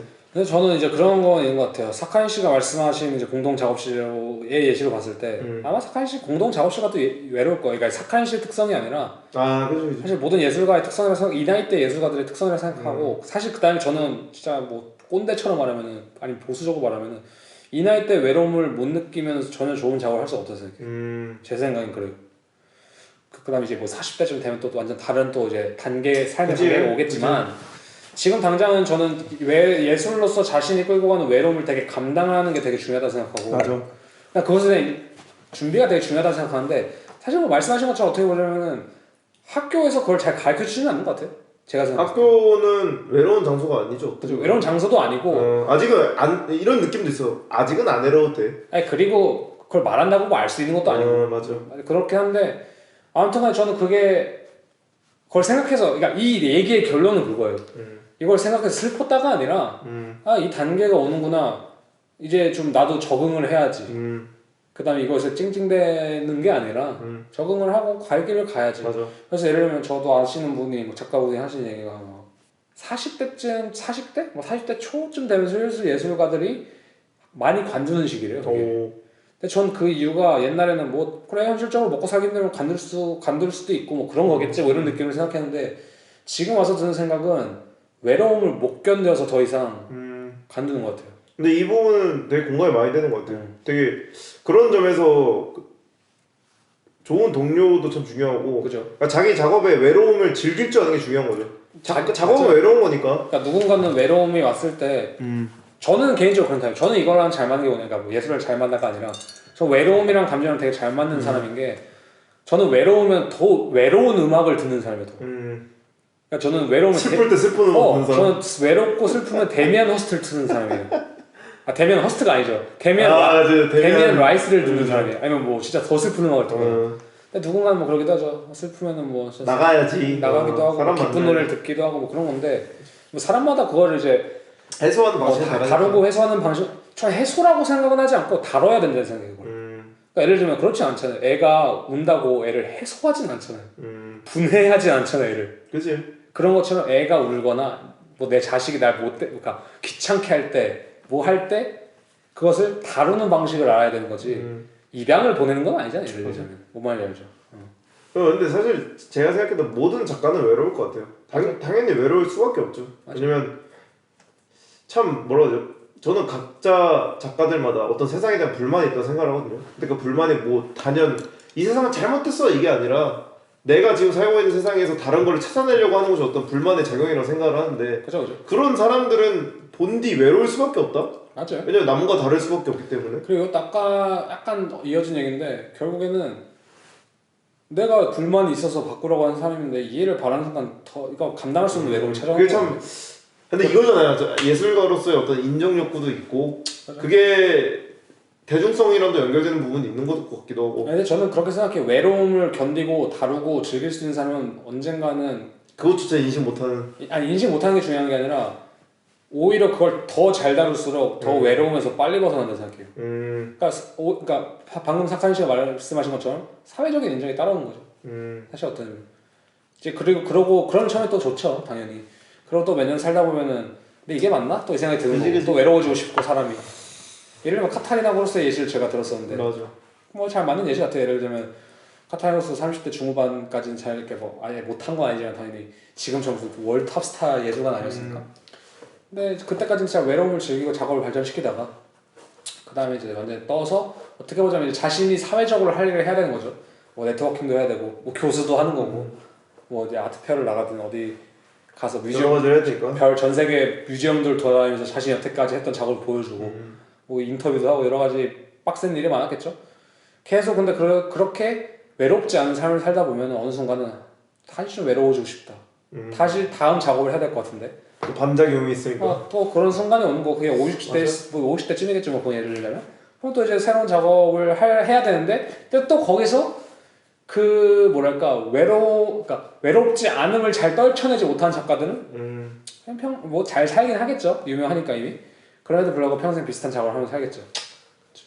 뭐 그런 생각을 좀 했어요. 그래서 저는 참 카니가 신기한 이유 중 하나가 이게 뭐 그런 것 같아요. 벤치 스타디움을 빌린다, 뭐 뭘 한다라고 어머님이 돌아가신다, 뭐 그걸 그 다음에 무슨 되게 어머님이 돌아가실 걸, 뭐 너 어머니만 죽냐? 뭐 이런 느낌처럼 모두의 어머니 돌아가시는데 그지. 세상에 자기 엄마만 죽은 것처럼 돈 달라는 앨범도 내고 그걸 리스닝 파트 별의별 소리를 다 하는 걸 봤을 때 아 그냥 이 외로움이란 거를 과대 해석해서 즐기는구나 이 사람은. 미칠 정. 그 다음에 카니가 가는 와이오밍이라든지 그런 보통 카니가 사는 곳의 미학이 카니가 어느 순간 성공하면서 추구하는 미학이 되게 맞아. 미니멀하고 외로워요. 황량해요 되게. 맞아.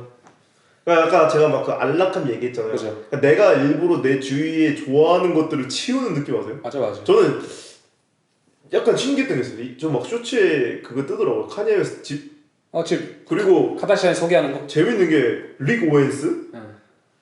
그 스티븐 잡스, 응. 그리고 소위 세계에서 잘 나가는 셀레브리티나 이 사람들 보면 다는 아니겠죠? 다는 아니죠. 대부분이 집이 미니멀해요. 맞아. 그 사람들은 나의 외로움은 어쩌면 대중성에서 충족할 수 있으니까 맞아요. 가지고 있는 안락함은 밀어내는 느낌도 있는 거예요. 맞아. 저희가 이제 최근에 같이 얘기했던 게 리그 오웬스 집 좋아하는 거 보고 집이 외로워요. 집이 그렇다니까? 스트레스라고. 아니 좀 약간 웃겼던 것 중 하나는 집에 낙엽이 굴러다니는데 일부러 치우지 않게 된다고. 감성. 그래서 쓸쓸한 감성을 극대화시키려는 전략인가? 그런 생각도 좀 하는데 근데 확실히 모르겠어요. 이 외로움도 역사랑 비슷한 맥락인데 단어가 주는 1차적인 의미보다는 좀 더 넘어서를 넘어서에 대한 의미가 더 맞는 것 같긴 해요. 맞아. 그래서 그냥 맞아 예술가는 외로워야지 하고 친구 아무도 안 만나고 이거라 이런 뜻이 아니라 다르죠. 그런 사람들도 있잖아요. 친구 만나면서도 외로움 느끼는 사람들. 맞아 그런 사람도 있고 그 다음에 다시 또 고버 얘기를 돌아가면 그런 것 같아요. 제가 고버 봤을 때 느꼈던 감동이 있거든요. 고버를 봤을 때 약간 성지순례를 하던 수도자를 만난 맞아. 것처럼 약간 눈물이 고일 뻔했는데 그 이유가 이 사람은 유명한 사람에도 불구하고 평생 외로운 삶을 살고 있는 맞아. 그 느낌 맞아. 저희가 똑같이 얘기했어요. 그래서 이게 저희가 에너지로 약간 얘기했잖아요. 에너지가 방출한 에너지가 아니라 웅축. 어떤 진짜 조그마한 한 구멍으로 맞아. 계속 웅축되고 있는. 수렴하는 느낌 그죠? 그러니까 우주의 질서를 반대로 가고 있구나. 맞아. 왜냐면 우주는 계속 팽창하니까. 보면 계속 외로운 싸움을 해온 사람이잖아요. 맞아요. 외로울 수밖에. 근데 이 외로움을 참 초연하게 받아들이고 있다. 그냥 외로움도 당연한 거지. 자연스러운 거지. 아 그건 거죠. 예술가로서 당연한 거지. 맞아. 뭐 예를 들면 시시푸스죠. 그러니까요. 시시포스. 그 사람처럼. 외로운 걸 못 버티면은 예술가를 못 하는 거 확률이 높은 것 같아. 그거는 저도 맞는 것 같아요. 왜냐면 옛날에 기억나세요? 맹건율 씨가 네. 마지막에 뭐 예술 공부한 학생들이 하고 싶은 얘기가 없냐라고 했을 때 맹건율 씨가 그런 얘기 했거든요. 빨리 이 질병을 깨닫기를 바라라고. 근데 지금 와서 생각하면 그 질병이 외로움인 것 같아요. 작업적 외로움이랄까. 아니면 자신이 아무에게도 도움 받을 수 없는 어떤 돌멩이를 평생 지고 간다는 것을 알아라. 그다음 그걸 감당할 수 있으면 하고 아니면 하지 말고. 맞아. 뭐 그런 느낌이 아닐까 싶긴 해요. 그런 거 있잖아요. 내가 아무리 전시를 만족스럽게 해도 사람들이 칭찬해도 그 잠깐이잖아요. 그죠. 그러니까 막 저는 참 그게 생각이 들어요. 뭐 지드래곤 그런 얘기 알죠? 많잖아요. 공연 뒤에 오는 그 홈워. 그게 락스타라든지 진짜 셀럽들에게 근데 엄청 크다고 하잖아요. 무슨 느낌인지 아실 것 같잖아요. 알 것 같아요.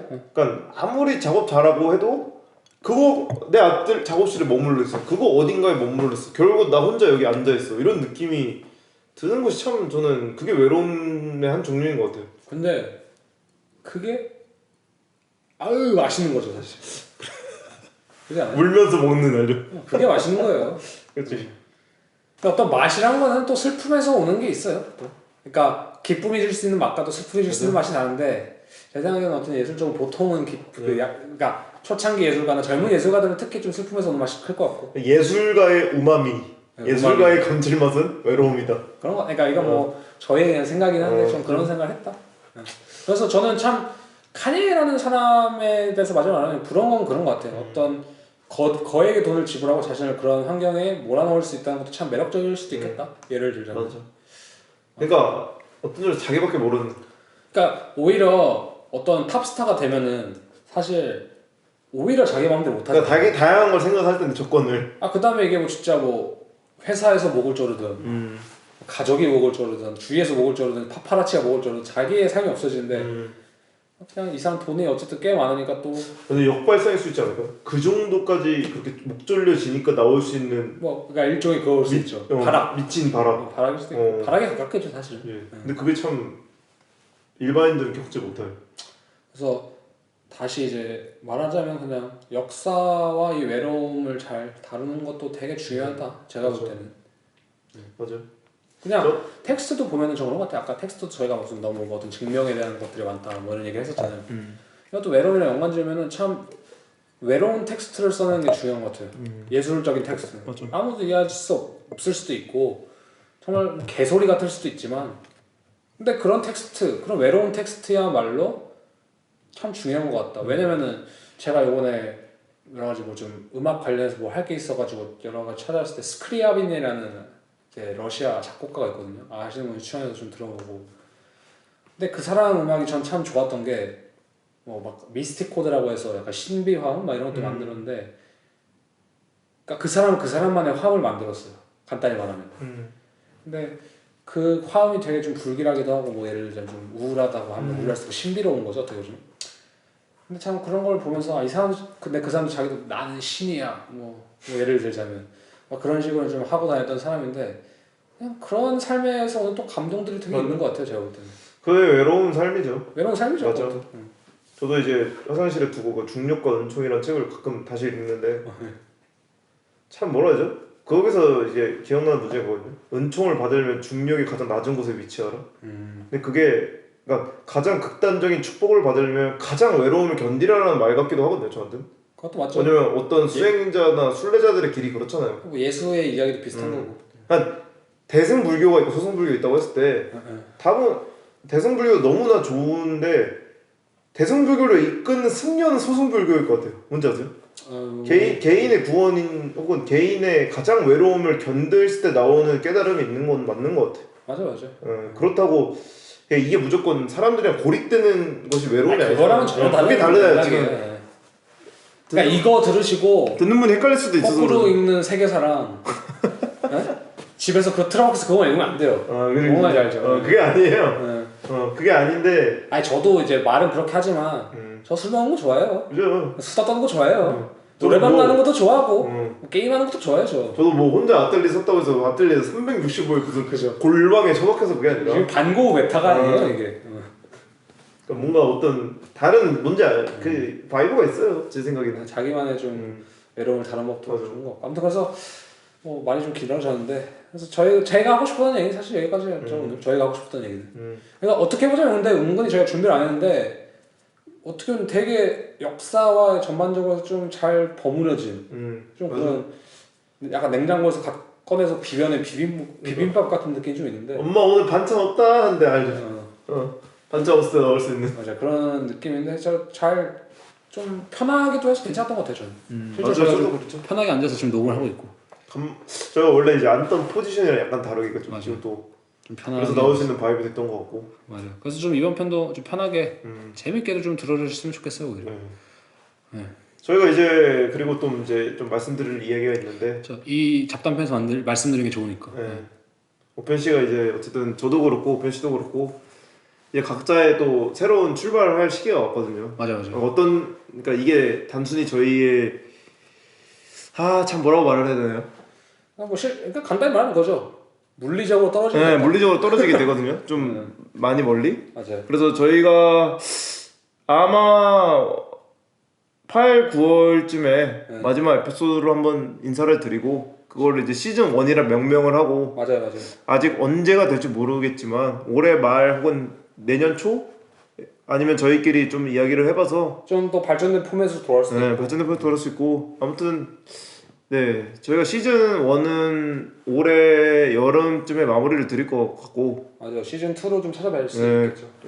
아무튼 솔직히 까놓고 말하면 이제 사실 젊은 작가 소개하는 건 좀 한계가 오긴 했어요. 있었고 그죠. 그 풀 자체가 좀 좁아가지고. 그리고 저희 열심히 했잖아요. 2년 넘게 했어요. 열심히 했죠.